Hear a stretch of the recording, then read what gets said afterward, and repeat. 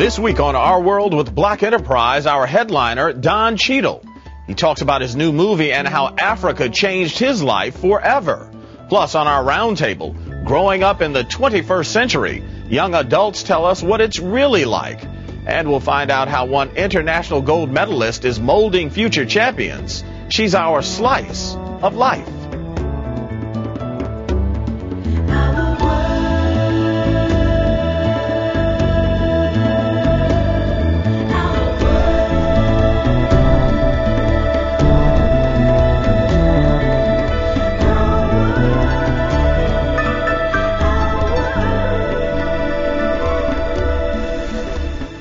Actor, activist, and author Don Cheadle is most known for his roles in the movies Hotel Rwanda, Crash, and the Ocean's 11 trilogy.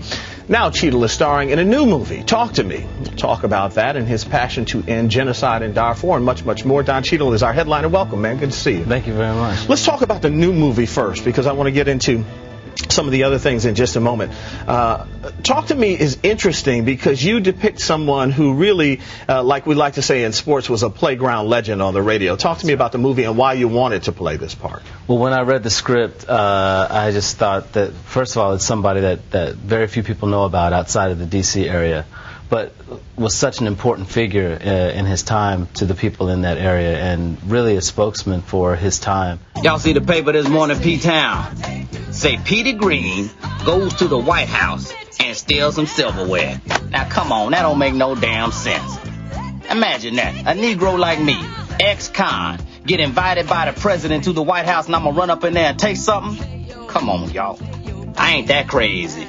Difficult to play someone who isn't well known across the country, but you want to save that persona so you can introduce him to a great degree. This is his national introduction. Yeah, no, I think it's actually easier to play somebody who's not that well known. You don't have to no comparison. Yeah, you don't have to come up against that comparison that's often not necessarily fair when you're trying to do a biopic in this way, because now we're talking about a career anyway that spanned 20 years or so or more for him, and a life that was much longer, but trying to distill that and condense that into an hour and 30 minutes. You know, there's going to be omissions, things are going to be elided, there's going to be characters that are created out of 2 or 3.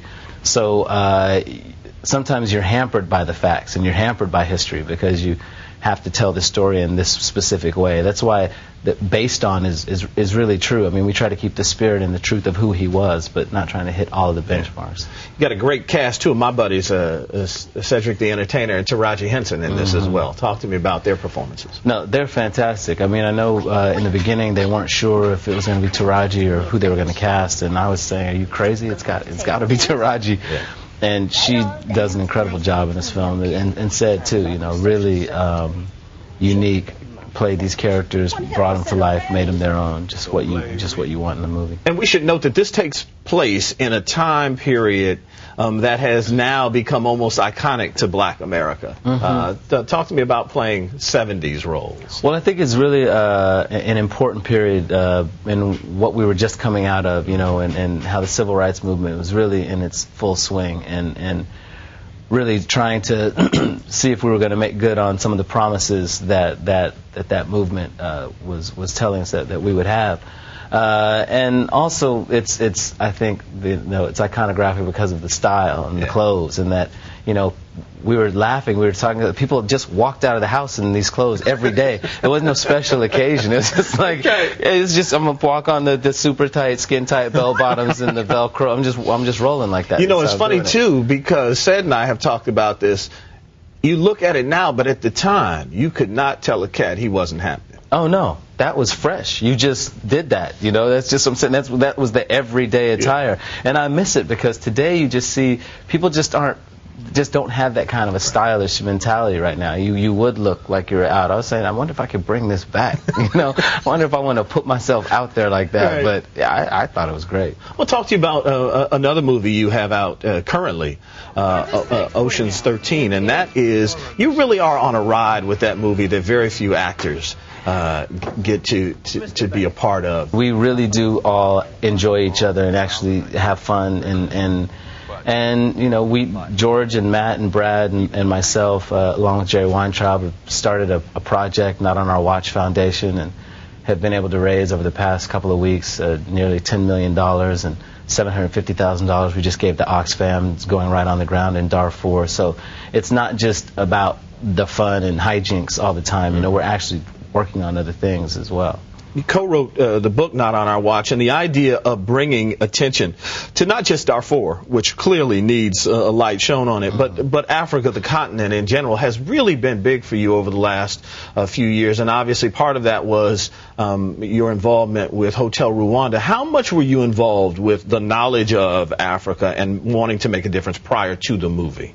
Well, you know, I think I felt like a lot of people feel, and I write about it in the book, where you're touched and you feel a connection and you want to do something, but you're kind of like, what can I do? You know what I mean? That continent's so vast, and what issue am I supposed to focus on? The famine or the AIDS or these war-torn areas where there's all this strife and conflict? And once you've seen it and once you've had conversations with people, you realize that except for the cultural differences and the language that you don't speak, that you are them, they are you. You really feel that, therefore, by the grace of God, go I. And how much are you, if at all, displeased with what you've seen from African Americans in terms of their involvement with changing the face, the everyday African American, with changing the face of Africa? Because my contention is often what we know about Africa is we got African American mask or African mask hanging in our homes, and that's about it. Right. Well, I mean, I think that there's always been a difficult relationship that we've had with that continent, you know, given, of course, our ancestors' history with it, given the sort of distancing that I think people want to have and setting ourselves apart. And I think, you know, conversely, Africans have a similar relationship with African Americans, giving what's being piped over there as our culture and what they know of us is minimal. And you hear a lot of black people saying, oh, those dudes are arrogant. They get over here and they're arrogant and they're stuck up. So there's always this, you know, strange disconnect that we have with those people. But it's usually because we haven't traveled and haven't been over there and haven't met a lot of them. Finally, you are a big dog with poker.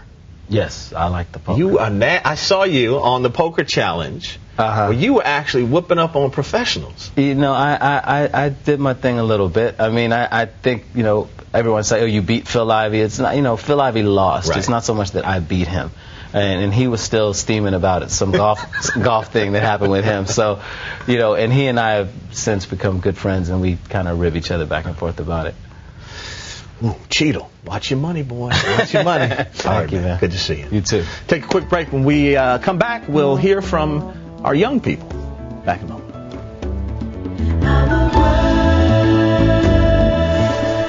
School, gang violence, drugs, like, we're all targeted towards that, so it's kind of hard to avoid.